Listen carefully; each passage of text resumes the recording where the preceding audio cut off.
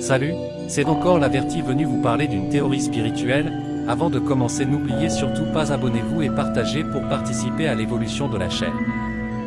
Aussi étonnant que cela peut paraître, mais chaque geste que nous faisons a un impact sur nous, que ça soit un impact positif ou encore négatif, que cela soit physique ou spirituel, mais ce qu'est sûr, il y a toujours des retombées.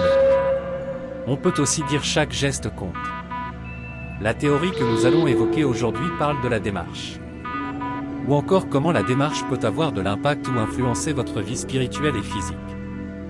La démarche, c'est la manière de marcher d'une personne, donc marcher qui signifie se déplacer par mouvement et appui successifs des jambes et des pieds.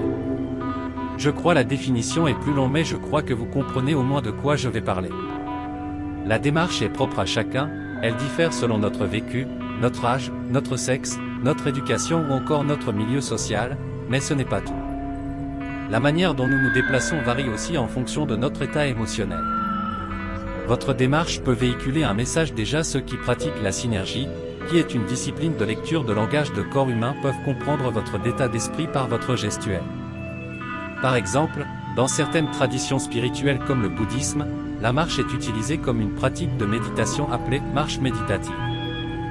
Cette pratique consiste à se concentrer sur les sensations de la marche et à être présent dans le moment présent, tout en laissant les pensées passer sans y adhérer.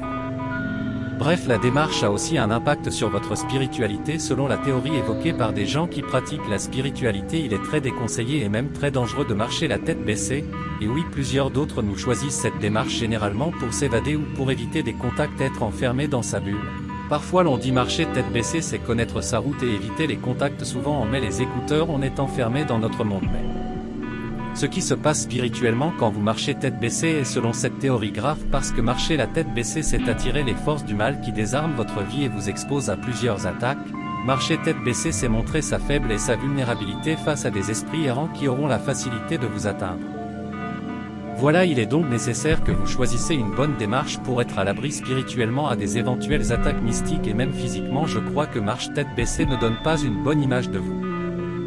Bien que cela soit comme une tendance, surtout pendant la jeunesse, de marcher tête baissée, nous voyons plusieurs coachs, comme c'est la mode actuellement, parler de la posture, de la démarche et même de la manière de parler, car tous ça contribue à votre image. Tous disent souvent qu'il faut marcher avec assurance, avec une bonne posture. De plus, dans de nombreuses traditions spirituelles, la façon dont nous marchons est considérée comme importante pour cultiver la conscience et la présence. Par exemple, dans certaines traditions de yoga, la marche est utilisée pour développer la conscience de la respiration et du corps, ainsi que pour renforcer la connexion entre le corps et l'esprit.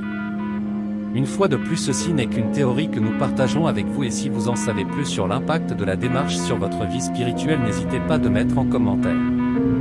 Partagez et abonnez-vous pour plus des vidéos à venir. Merci. L'Averti.